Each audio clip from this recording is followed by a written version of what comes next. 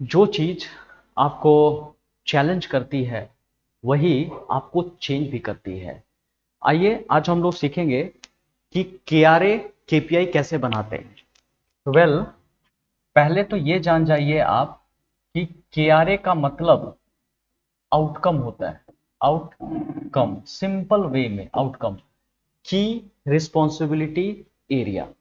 और केपीआई जो होता है, की परफॉर्मेंस इंडिकेटर, ये एक्टिविटी से कनेक्टेड है। एक्टिविटी से कनेक्टेड है। आसान भाषा में अगर बताओ कि दिल्ली मुझे जाना है, ये मेरा आउटकम है। लेकिन जाऊंगा मैं कैसे, उसके लिए टिकट बुक करना पड़ेगा, ट्रेन पे चढ़ना पड़ेगा, और भी अपने कपड़े, कुछ पैसे का अरेंजमेंट, ये सारा करके मुझे जाना पड़ेगा। वो सारी जो एक्टिविटी मैं कर रहा हूँ वो सब केपीआई कहलाएगा। और पहुंचना कहाँ है, वो मेरा आउटकम कहलाएगा। ठीक है। लेकिन इसे हम लोग बनाते कैसे हैं, इसके लिए मैं आपको एक ट्रिक देता हूं, एक टेक्निक देता हूं। इसी फ्रेमवर्क में आप काम कीजिए तो देखिएगा बहुत ही फाइन केआरए एंड केपीआई बनेगा। तो आप उस एक्टिविटी को करके आप डिजायर्ड आउटकम तक पहुंच पाइएगा। जैसे ये टेक्निक है 5W एंड 1H। जैसा देख रहे हैं, पहला W का मतलब होता है व्हाट। क्लियर कट आपको इमेज पता होना चाहिए कि मुझे करना क्या है। क्लियरिटी पूरा चाहिए आपको कि भैया मेरे को जाना क्या है। जब निकलोगे तो ये नहीं कंफ्यूजन होना चाहिए कि मुझे दिल्ली जाना है कि मुझे मुंबई जाना है। क्लियरिटी आपके लाइफ में होनी चाहिए कि एग्जैक्टली मुझे यही चीज चाहिए। अगर क्लियरिटी रहा तो जाकर के आप डिजायर्ड आउटकम ला पाओगे।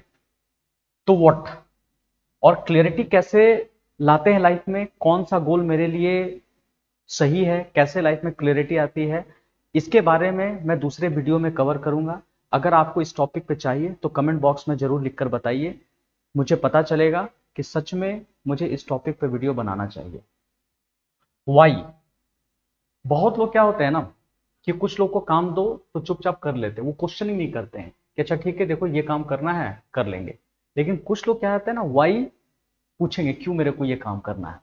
तो इससे क्या है ना, आपका भी वाई क्लियर होना चाहिए कि आखिर मुझे दिल्ली जाना है तो क्यों जाना है मेरे को।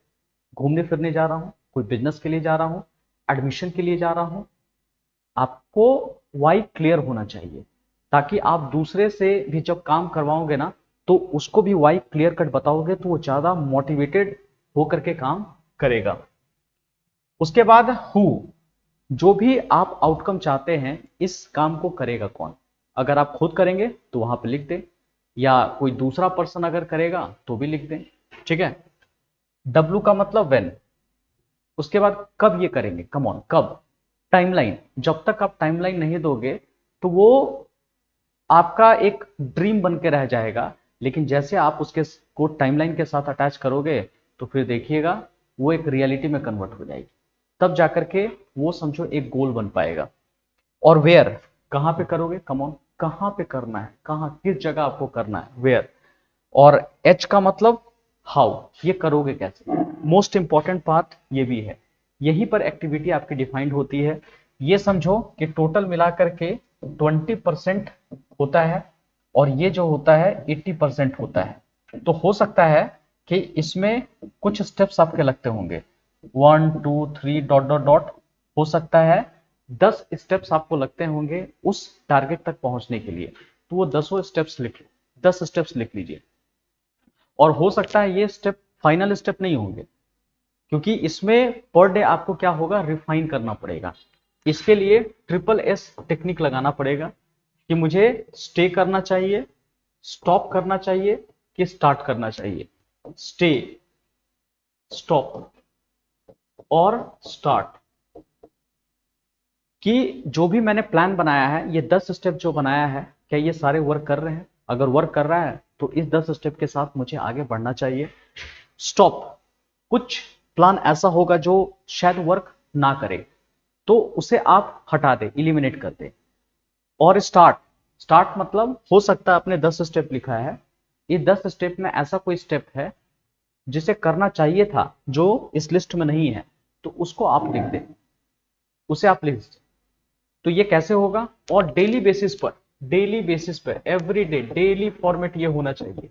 जो भी आप काम करोगे, जो डेली आप एक्टिविटी परफॉर्म करोगे, तो वो आप देखो कि मेरे केपीआई में लिखा हुआ है कि नहीं, क्या मैं वही एक्टिविटी कर रहा हूं। जैसे आज मैं वीडियो बना रहा हूं, सैटरडे है, तो मेरे केपीआई में लिखा हुआ था कि आज मुझे team management, formation, hiring, training culture पर मेरे को एक वीडियो बनाना है, ताकि तो इस शेड्यूल के बेसिस पर मैंने ये वीडियो आज आपको बना करके दिखाया। ठीक है, तो डेली बेसिस पे देखो कि जो भी एक्टिविटी मैं कर रहा हूं वो मेरे केआरए से मैच कर रहा है कि नहीं कर रहा है। और साथ ही साथ आपको ये भी ध्यान देना है कि स्कोर बोर्ड बनाए। स्कोर बोर्ड कहने का मतलब, जो आपने 10 एक्टिविटी लिखा है, अगर 90% से ज्यादा है, मतलब 10 में अगर 9 काम कर रहे हो तो ग्रीन जोन में है, और 70% से 90% के बीच में है तो येलो जोन में है, और 70% से कम हो रहा है वर्क तो रेड जोन में है। इससे आपको पता चल जाएगा कि आप किस स्टेज पे, आपको क्लियरिटी मिल जाएगी। अगर 9 या 10 काम आपका हो रहा है तो समझो कि बढ़िया जा रहे हो, सही जा रहे हैं, और उसको रिव्यू करो। और बेटर क्या है ना, कि अगर आप काम खत्म करके 10 मिनट निकाल के ही तुरंत रिव्यू कर लेते हो, इससे अच्छी बात और कुछ नहीं हो सकती है। कि पूरे दिन में अगर 2 टास्क के बीच में आप बफर रखते होगे, 10 मिनट 15 मिनट का गैप रखते होंगे, अगर मान लो 1 घंटा का काम किया या 1.5 घंटा का काम किया, तो 15 मिनट आप गैप लेते होंगे। तो उस गैप में आपको ये सारे के सारे रिव्यू भी कर लेना है कि जो मैंने अभी एक्टिविटी परफॉर्म किया, सच में ये मेरे केपीआई के हिसाब से हुआ है कि नहीं, केआरए के हिसाब से हुआ है कि नहीं। तब जाकर के एक परफेक्ट प्लान आपका बन पाएगा। और हमेशा कुछ ना कुछ चेंज करते रहें। अगर लगता है कि नहीं ये स्टेप काम नहीं कर रहा है, ये प्लान मेरा काम नहीं कर रहा है, तो उसके हिसाब से कस्टमाइज भी करते रहें। तो उम्मीद करता हूं कि इस वीडियो से थोड़ी मदद मिली होगी आपको। आप भी छू सकते हैं सफलता की ऊंचाई, अगर वीडियो पे कर दिया like, comment, share and subscribe. Comment like जरूर करते रहें, कुछ बातें आप जरूर बताइए हमें, ताकि हमें भी सिग्नल मिलता है इस तरह के वीडियो आपको पसंद आते हैं कि नहीं। अगले वीडियो मिलते हैं, बाय, टेक केयर।